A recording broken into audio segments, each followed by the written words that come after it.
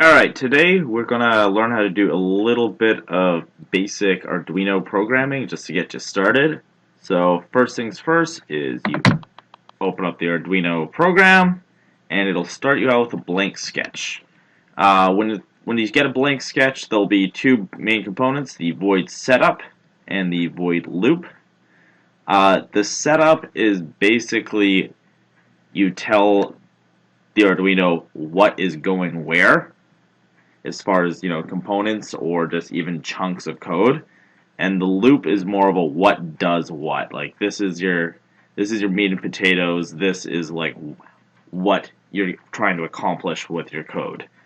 So one of the simplest codes you can run on the Arduino would be the blink command. So you just go up here, examples, basics, and then you get to blank. So when you get in here, you will see in the setup, you have a pin mode. Pin 13 is an output. So that's just saying that when you hook up your Arduino, pin 13, which also happens to be the LED on the board, will be an output, so that it'll know that when you tell it to go high, it will go high as in voltage, or low, it'll go to ground. So just as good practice, it's kind of nice sometimes to just write the code out yourself, because if you'll notice, I spelt it wrong. It's black. Over there it's orange. So what that means is I did something wrong. See how it changed color now? That means that I am doing this correctly and that everything is happy. Same goes with output. If I missed a capital there, it won't work. Put it in, it will work. And then, very important, always put a semicolon at the end of every line of code, and make sure that your code is within squiggly brackets. Like, as you get more complex, lines within lines, statements of if and then the brackets become very important. But for this one, it's just kind of, you've got one set of brackets, keep it all in there. So now for the code that we're actually writing, after we've said that pin 13 will be doing stuff, let's tell it what to do. Let's say digital write, which means just it's a binary thing. It's either off or it's on. Pin 13 will be high. And we put in a delay function to say how long it will be high for, and it's in milliseconds, so 1,000 milliseconds will equal 1 second.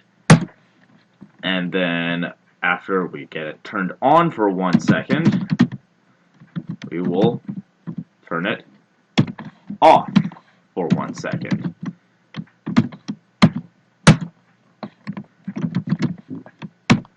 Oh, see, almost screwed up there.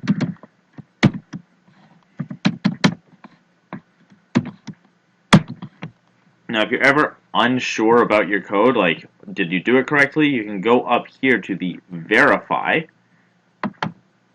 It'll make you save it, which is fine. It's good to save your code anyway. Compiling, done compiling. See, green means go. If we put a obvious error in there, it'll turn orange. It'll say there's an error message down here, and it'll tell you where the error is. So that means it's going to go back, correct it, verify again. Now, if you find it getting a little confusing, if you're having more than one pin being active for various things, and see how it says we'd have pin mode 13, we could put a integer in there that says LED equals pin 3, or 13, sorry. And now, anytime we write LED in there, it should be happy with us. So now if I ever want to say, oh, I don't want pin 13, I want pin 11, I can just type it once up at the top instead of having to go through, maybe a couple hundred lines of code, depending on how complex this program is. But so now that we've got our code written, and we want to, actually see what it's doing on an Arduino, I'm going to not use an Arduino because I don't feel like getting it right now. And if you're in a classroom, you might not have a full class set of them. But if you go to circuits.io, the good folks over at Autodesk have created a virtual breadboard type situation here. So what you do is you got your breadboard, just like you would on your bench. You go to Components, and as we go down the list of components, we will see the Arduino Uno R3. Didn't cost us anything. Now we can just throw that on our board, and we can draw some wires. We'll take the ground and we'll run a ground wire to there.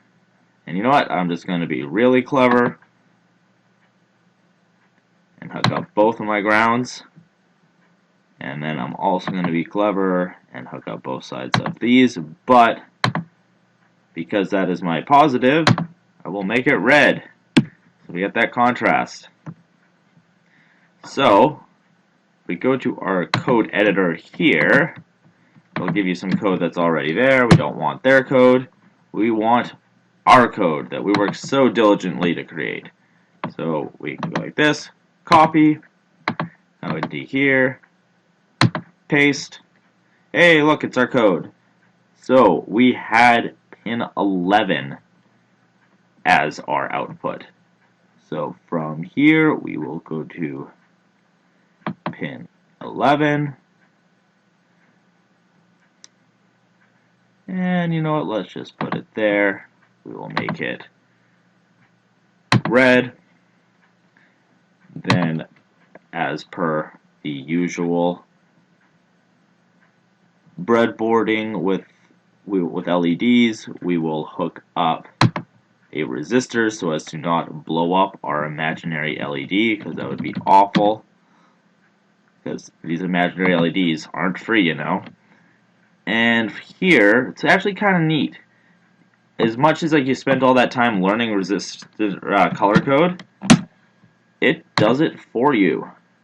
I really like that. I know how to do it, but it's so easy having them do it for me. So then we can take our LED, not put one out over there in outer space, that's okay. And we will hook, let's just go. We will hook the anode in line with the resistor. There we go. And then we will run a line from our ground to the cathode. So if I have hooked this up correctly, when we hit start simulation, it turns on for 1 second and off for 1 second, as promised. Woohoo! I love when this works. So if we decided that we wanted to do something a little bit more complex, let's see, look at our code over here.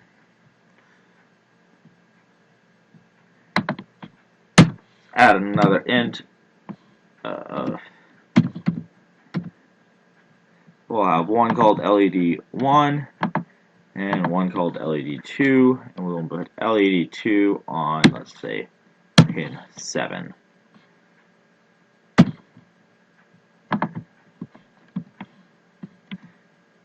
So then we need to say pin mode LED2 output Now you see here in this editor, it doesn't give you the color coding that we like so much in our in the actual Arduino program, but I have faith that we will be able to get this to work. So let's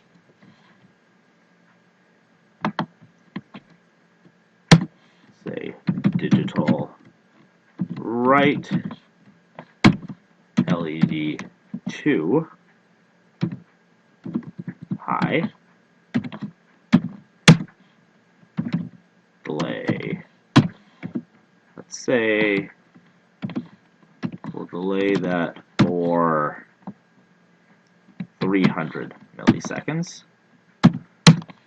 and then digital write LED 2 low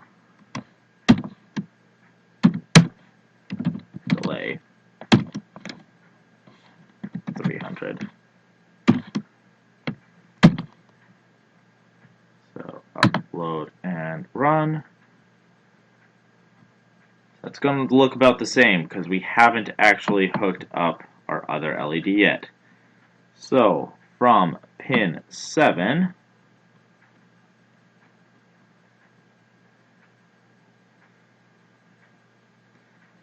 let's just go to right there, and you know what? Let's make this blue wire. Then we can add another resistor.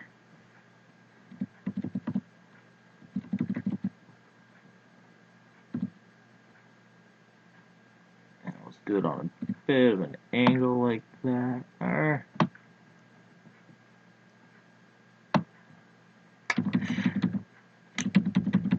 I might have to move a few things around just to make this happy.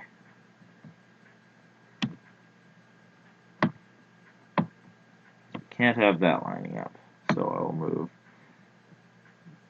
this over, move that over, move that over, and